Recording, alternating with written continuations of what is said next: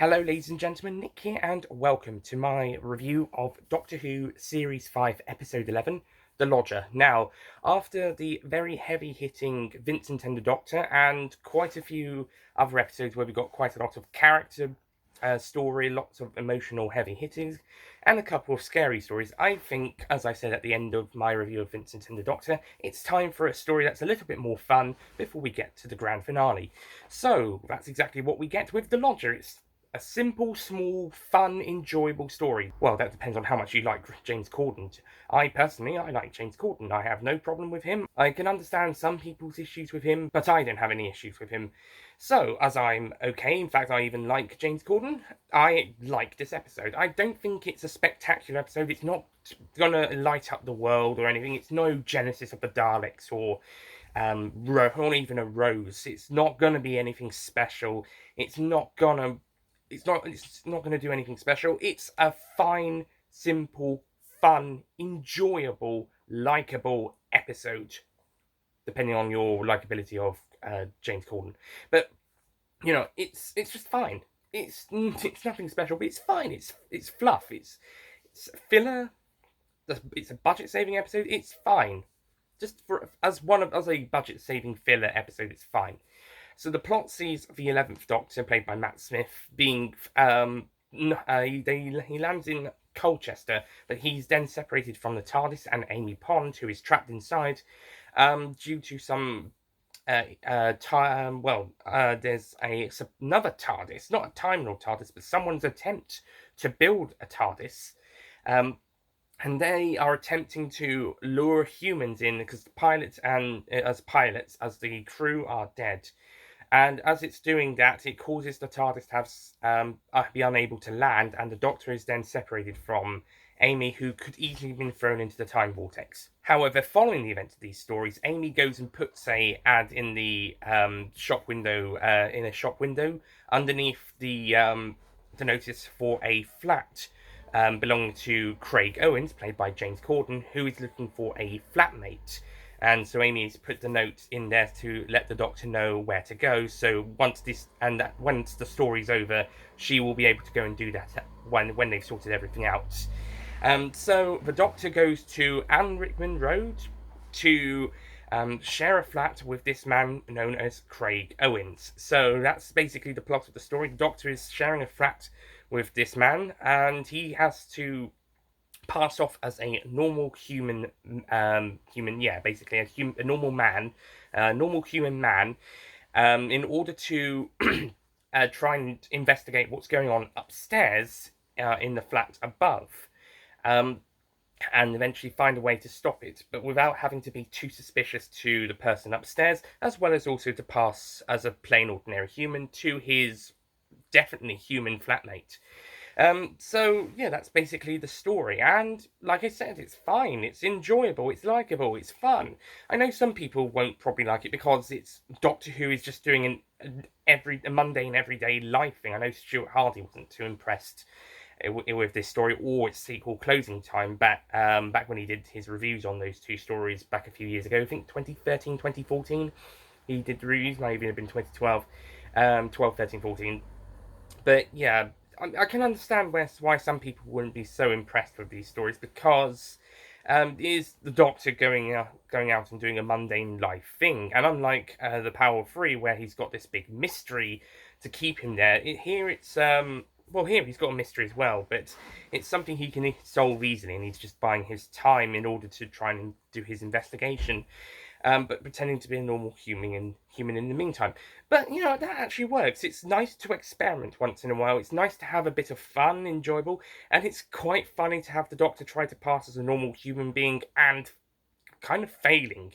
In all honesty, this could be the earliest episode of Matt Smith being a more comedic Doctor, besides his more comedic side in earlier stories, especially the 11th Hour. But I think this is the side of the funny 11th Doctor that is going to be it's going to come out a bit more in the future series. He's still going to have his darker cross side, of course, but I think as the era goes on, the 11th Doctor is going to get more silly and more comedic and more funny, which more defies his Doctor than the more serious and angry 11th Doctor from earlier episodes in Series 5, like in the Angel two-parter So I think this is kind of, along with parts of the 11th hour and some of the more fun side in earlier episodes, this is where it's kind of beginning, but it's still kept in the same Series 5 tone as the previous episode, so it doesn't go too silly, it doesn't go too comedic, like it will later on. He's still in his Series 5 tone, but he's getting to loosen up a little bit. And I think it's quite fun for him to with staying just for a couple days. It's only a few days. It's only one episode. Well, two technically. We'll have one next series, but more on that next time. Well, not next time, next series. But it's fine. It's enjoyable. It's actually quite fun in places. Seeing him having to cook an omelette for him and Craig to eat, and then him having his shower. Although I do have to agree with Mr. TARDIS reviews in his original review that John Pertwee's shower scene was better. Spearhead from Space, check it out. It's a great one. And the Doctor grabs Craig's electric toothbrush to sonic at the man upstairs when he thinks Craig's in danger, instead of the sonic screwdriver because he can't see it when he's grabbing for it.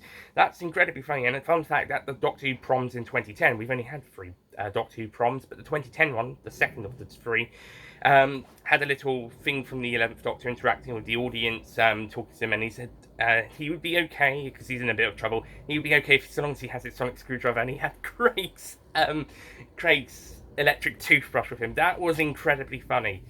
Do check out those proms if you can. They are definitely on the Christmas Carol DVD and Blu-ray, and in America they are a bonus feature in the Doctor Who Series 1 to 6 DVD box set, and I think it's the Series 1 to 7 Blu-ray box set. I might be wrong about that latter one. But do find those proms if you can. Also check out the other 2 proms, the 2008 one and the 2013 ones. Because they're really good. I really want Doctor Who at the proms to come have another Doctor. I really want another Doctor at the proms, especially now Second Aquilona's been composing 2 series of music. I think he deserves to have a prom after the 3rd series he has, maybe for 2022, maybe for 2023 for the 60th anniversary, like the last one was. Anyway, Doctor at the proms to the side. The Lodger episode itself, like I said, it's fine, it's fun, it's enjoyable. I like Craig Owens and I like James Corden as Craig Owens. I think Craig is a great, fun, supporting character. He's no grand character, but for this one episode and for the sequel in the next series, he's fine, he's likeable, he's enjoyable, he has some good moments, and James Corden does a great job. Similarly, so does Daisy Haggard? As Sophie, Craig's not quite girlfriend yet. The two of them really love each other, but they can't bring themselves to say it. And to be honest, if the Lodger gets one thing right, it does character emotional right between 2 ordinary humans that the Doctor just stumbled into the life of. This time round, the Doctor's stumbling into the life of these characters as opposed to the other way around. Which is fine because he has to help them out because Alan Rickman Road. Alan Rickman Road could be a danger to them, and he certainly becomes a danger to them when Sophie starts opening up to the Doctor about wanting to work with animals, specifically monkeys. And once the Doctor starts giving her ideas of going away and travelling, that's when the threat actually tries to take Sophie. It previously took 3 other victims. The first victim is a young man, possibly a student. The second is a young woman, around a similar age to the man, who clearly had a bad night. And the third is a older woman. And with the latter 2, we do see them screaming when they're being pulled to their deaths, but we don't see that with the first, but it's probably because it's early on in the episode. And it's also quite interesting seeing a rot on the top of Craig's ceiling. I'm not quite sure what it's supposed to be, but it's some sort of energy, something that's coming from upstairs after the death of some people, and it's causing the rot, and it's got some deadly poisonous substance, so when Craig touches it, he gets unwell for a few hours. This doesn't last too long, and it's mainly just an excuse for the Doctor to go and do his job for a few hours. So yeah, and also to notice something is odd upstairs, but even so, it's the rot is actually kind of pointless. Really, it grows when more people die, but apart from the fact that something odd is going upstairs, and the Doctor notices this, and the fact that it's kind of poisonous and not has to have Craig unwell for a few hours so that the Doctor can then go and do his job for a bit. That's really, otherwise it's a bit pointless. The Rock's probably the least interesting bit about this story, and I know a lot of people are going to be saying this story's not that interesting, but not everything has to be a wacky sci-fi or historical adventure. Sometimes you just need an episode or two for an alien to live a mundane human life and to experience what humans are like, and then to be completely relieved once they get back to their normality. Which, especially for the 11th Doctor, he'd probably find quite a lot of human lifestyles quite difficult.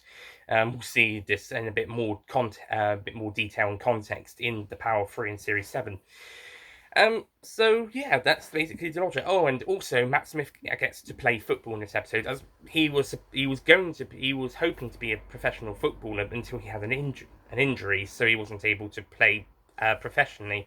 But he could still play it occasionally, I guess, and here he gets to have a chance to play some football whilst being an actor. So good on him.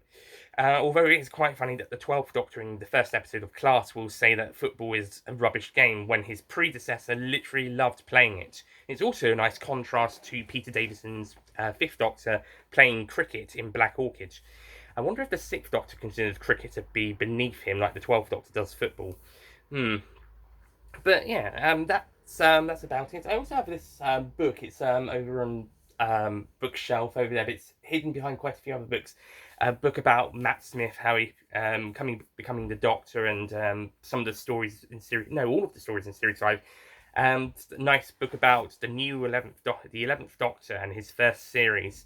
It's a good book.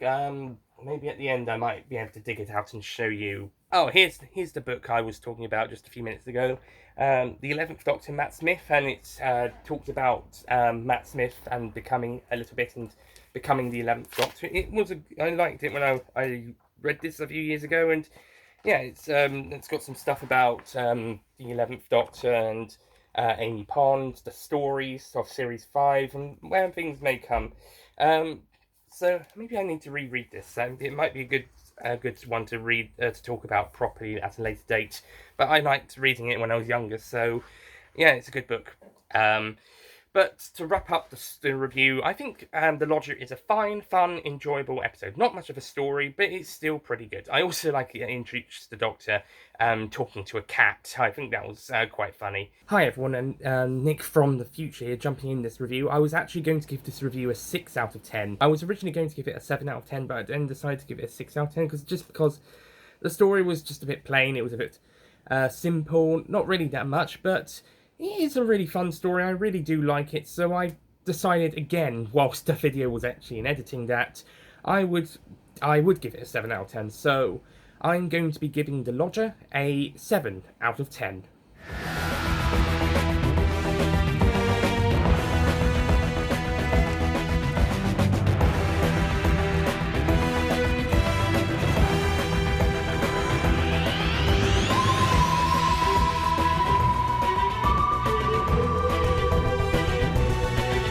Yeah, like I said, it's just a simple, plain story, not that much. It's not going to light the world on fire, but it's still fun, enjoyable, entertaining. I think most people will probably agree that it's just a simple, fun story. It's probably not going to be one that's very popular, but it is just a fun story. It's not going to really annoy anybody, apart from the fact it is a mundane human life, not time and space. But, it's still quite fun. So, back to me to carry on with the review. It's a good, fun, enjoyable, light piece of fluff, as I said earlier. It's good. I do also like the climax, which is a bit more sci-fi centered. So if you got bored of the mundane human stuff, here's some sci-fi stuff at the end, and it's quite good. And some good emotion at the very end when Craig and Sophie embrace each other's romance. They confess their love, and they embrace it. So that's The Lodger. That was a fun, enjoyable episode, and yeah, that's about it from this episode. Next time, things come to a close as we reach the series finale of Series 5. The Pandorica opens and the Big Bang. And this is going to be a big one. I'll see you guys then. Goodbye.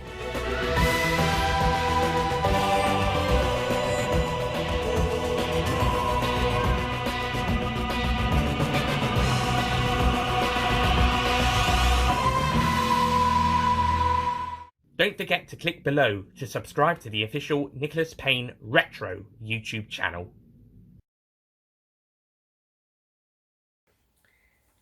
Regardless on, well, depending on how much you like Craig, bloody car. I'm not exactly sure what the issues are with him. I can understand some of them, though. That doesn't make sense. But I don't have any issues. So, as I'm okay with Craig Charles, not Craig Charles, wrong person.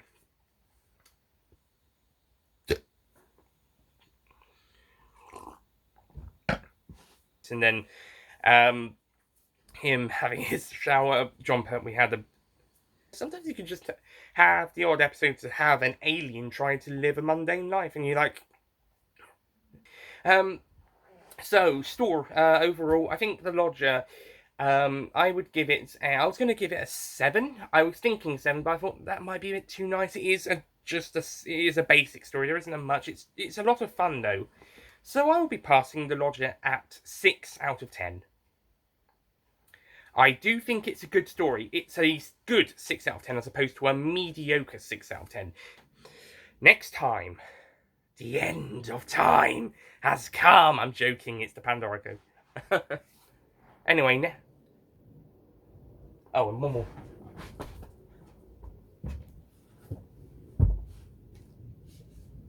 Where is it? Where is it? Where is it? Oh, there it is.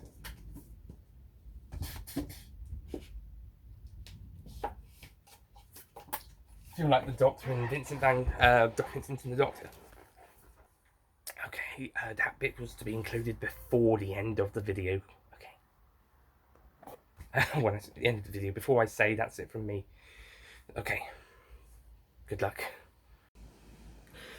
Which I was originally going to give it a 7, but then I thought I'd give it a... Oh, fuck you. I was originally going to give it a 6 out of 10, but then I decided to give it a... Sorry, no, that's wrong.